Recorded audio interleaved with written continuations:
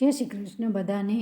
आज આપણે બનાવીશું લીલવા જે તુવેરના બિયા આવે છે એમાંથી શાક બનાવીશું અને આ એકદમ સરસ શાક બની જાય છે અને આપણે એમાં એક અલગ જ ફ્લેવર નાખી અને એકદમ ઘટ્ટો રસો બને એ રીતનું આ સબ્જી તૈયાર થઈ ગઈ છે। તમે જોઈ શકો છો એકદમ સરસ ગ્રેવીવાળી આ લીલવા તુવેરની સબ્જી તૈયાર થઈ ગઈ છે। તો વિડીયો પસંદ આવે તો જરૂરથી લાઇક શેર और સબસ્ક્રાઈબ કરજો અને નવા સબસ્ક્રાઈબર હો और તમે हजू सुधी तमे मारी चेनल ने सब्सक्राइब न करी होय तो पहला सब्सक्राइब कर देजो जेथी करी अने तमारे आवी नवी नवी रेसिपी शीखवामां आसानी रहे। तो एमां शुं सामग्री पड़े छे ए जोई लईए। सौ पहला मैंने चणा लीधा छे, डूंगળી लीधी छे, टामेटा छे, धाणा छे, लसण छे अने थोड़ा खड़ा मसाला छे अने आ मैं एक वाटकी भरी अने तुवेरना दाणा लीधा छे अने थोड़ा रूटिंग मसाला लीधा छे। बस आटली ज सामग्रीथी आपणे सरस एक ग्रेवीवाળી सब्जी बनावीशुं। तो सौथी पहला आपणे टामेटाने थोड़ा मोटा मोटा पीस आ रीते कापी लेवाना छे। આપણે આની સરસ ગ્રેવી બનાવવાની છે મિક્સરમાં, તો બહુ સરસ આ થાય છે અને એમાં મેં થોડીક ફ્લેવર આપી છે। જે ચણા આપણે બહાર તૈયાર ખાવામાં સિંગ ચણા મળે છે એ જ ચણા મેં ફોતરા કાઢી નાખ્યા છે અને લગભગ મેં 8-10 ચણા લીધા છે અને આપણે એને મિક્સરમાં ક્રશ કરવાનું છે। એનાથી એક આપણે જે શાકનો રસો હોય છે એ બહુ ઘાટો સરસ થાય છે અને ફ્લેવર બી સરસ આવે છે। जो तमारे चणा ना होय तो तमे थोड़ोक चणानो लोट होय ए शेकीने बी आ शाकमां नाखशो तो बहु घाटुं रसावाळुं सरस शाक थाय छे। अने त्यार पछी मैं डूंगळीना बी तमे जोई शको छो आ रीते सरस मोटा मोटा ऊभा ऊभा पीस कर दीधा छे अने अर्धी डूंगળી आपणे थोड़ीक रेवा देवानी छे, थोड़ीक ग्रेवी नाखवानी छे अने थोड़ीक अर्धी डूंगળીને एकदम थोड़ीक आपणे तेलमां सातળી अने आटली डूंगળી मैं राखी दीधी छे। ए आपणे ज्यारे तेल वघारीशुं त्यारे आपणे थोड़ीक तेमां शेकवानी छे। तो सौथी पहला अने बे अलग अलग आपणे ग्रेवी बनाववानी छे, एक सामटुं बधानी एक जोड़े नथी आपणे करी देवानी। तो तमे आगळ विडियो जोशो एटले तमने खबर पड़शे के मैं अलग अलग केम पीसूं छुं, कारण के बे एक सरखुं नाखवाथी डूंगળી छे एनो टेस्ट कड़ो काचो आवे छे, एटले पहेला डूंगળીની पेस्टने करवी बहु जरूरी छे। त्यार पछी आ चणा लीधा छे मैं एने दरदरा आ रीते पीसी दीधा छे। तो सौथी पहला मैं चणा आ रीते पीसीने एक साइड में मूकी दीधा, पछी एना ए ज मिक्सर में टामेटा अने डूंगळीनी अलग अलग आ रीते त्रणेय वाटकी में मैं अलग अलग पेस्ट बनावी छे। तो आ रीते अलग अलग करवानी छे, एक सामटुं ज बधुंय नथी नाखी देवानुं। तो हवे आपणे एक कुकर लेवानुं छे अने आ सब्जी कुकर में बतावीश। लगभग 2 सीटी में मारुं सरस एकदम आ शाक सरस तैयार थई गयुं छे। तो 2 चमचा मैं तेल नाख्या छे। तेल तमारे मनगमतुं तमे वधारे तेलवाळुं खाता हो तो तमे वधारे तेलवाळुं लई शको छो।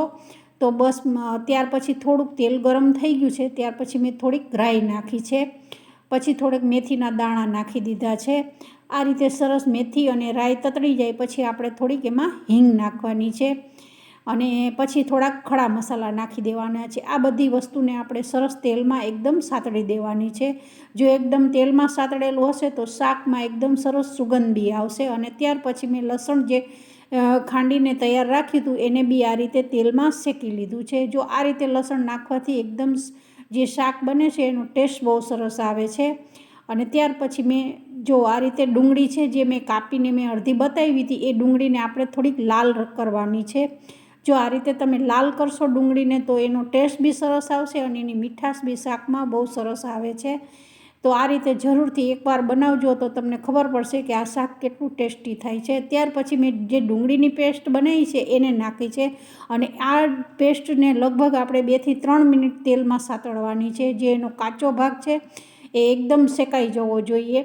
जो आनी जो तमे टामेटा नाखी देशो ने तो एने एकदम थोड़ोक आम कड़वो टेस्ट आवशे थोड़ोक, एटले मैं थोड़ुंक 2 मिनिट सरस सातળી दीधा पछी टामेटानी पेस्ट नाखी छे। तो आ रीते करवाथी बहु सरस ग्रेवीवाળી सब्जी बने छे। अने मैं आ रीते धाणा बी अत्यारे मैं ग्रेवीमां ज नाखी दीधा छे। जे तेलमां आ वस्तु बधुं सतळाय छे एमां ज आ रीते सरस आपणे नाखी देवानुं छे अने लगभग हजू आने आपणे 2 થી 3 मिनिट थवा ज देवानुं छे। जो तमे जोई शको छो मैं अत्यारे 3 मिनिट मैं आ रीते धीमा तापे थवा ज दीधुं हतुं तो उपर तेल आवी गयुं छे। तो आ बधी ग्रेवी में जे वस्तु टामेटा अने डूंगળી छे एकदम सरस सतळाई गयुं छे अने सुगंध बी बहु सरस आवी रही छे। तो हवे आपणे एमां मसाला करीशुं। तो मसालामां सौथी पहेला मैं मरचुं नाख्युं छे ત્યાર પછી હળદર ધાણા જીરું નાખ્યું છે, પછી હળદર નાખી છે અને ગરમ મસાલો તો મેં આ પહેલાં જ નાખી દીધો છે. એટલે જો તમે ખડા મસાલા ના નાખતા હો તો દળેલો ગરમ મસાલો બી આ સમયે તમારે નાખી દેવાનો છે. તો હવે તમે જોઈ શકો છો એકદમ સરસ ગ્રેવીમાંથી તેલ ફૂટી રહ્યું છે. અને ત્યાર પછી મેં આજે ચણા પીસીને રાખ્યા છે એ નાખી દીધા છે. બસ આ ચણા પીસેલાની ટેસ્ટથી જ શાકનો બહુ જ સરસ ટેસ્ટ આવશે અને એની ગ્રેવી બી બહુ સરસ થાય છે. તો એક અલગ જ ફ્લેવરવાળી મારું આ સબ્જી તૈયાર થઈ ગઈ છે. હવે એકદમ સરસ આ ગ્રેવી મેં આપણે થોડુંક 2 મિનિટ થવા દેવાનું છે.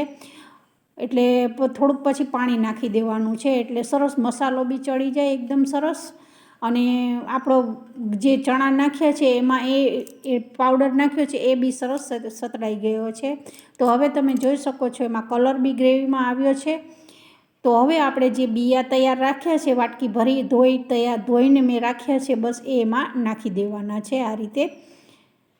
અને 2 જ સીટીમાં એકદમ સરસ આ ગ્રેવીવાળું સબ્જી તૈયાર થઈ જાય છે. અને છેલ્લે મેં અત્યારે મીઠું નાખ્યું છે. અને જો તમારે ખાટું અને ગળ્યું કરવું હોય તો તમે આમચૂર અથવા લીંબુ બી નાખી શકો છો, પણ મેં ખાટું નથી થોડું બનાવ્યું, થોડુંક ગળ્યું કર્યું છે. તો લાસ્ટમાં હું થોડોક ગોળ નાખીશ. ગોળ નાખવાથી શાકનો ટેસ્ટ એકદમ સરસ આવે છે અને એમાંય પાછું આ ગ્રેવીવાળું છે.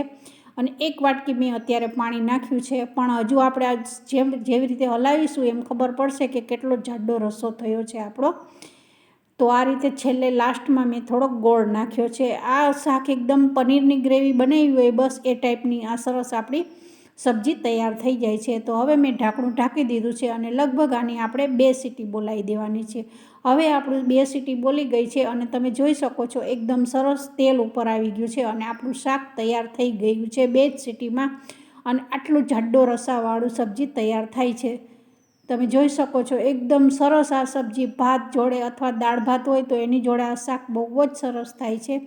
અને એમાંય મેં પાછું હેલ્ધી બનાવ્યું છે. મેં ખાંડનો ઉપયોગ જ નથી કર્યો. લગભગ ગોળનો જ અમે કોઈ બી સબ્જી હોય એમાં કારેલાના શાકમાં હું ગોળ જ નાખું છું. તો આ રીતે સરસ લીલવા તુવેરના બિયાનું સબ્જી સરસ તૈયાર થઈ ગઈ છે. તમે જોઈ શકો છો એકદમ ઘાટી રસાવાળું એકદમ શાક તૈયાર થઈ ગયું છે. તો વિડીયો પસંદ આવે તો જરૂરથી તમે મારી ચેનલને સબસ્ક્રાઈબ કરી દેજો. સબસ્ક્રાઈબ કરવાથી શું છે, તમને હું જે નવો વિડીયોની અપલોડ કરું તો એને તમને નોટિફિકેશન મળતી રહે. તો આ રીતે સરસ લીલવાનું શાક તૈયાર થઈ ગયું છે. તો બધાને જય શ્રી કૃષ્ણ.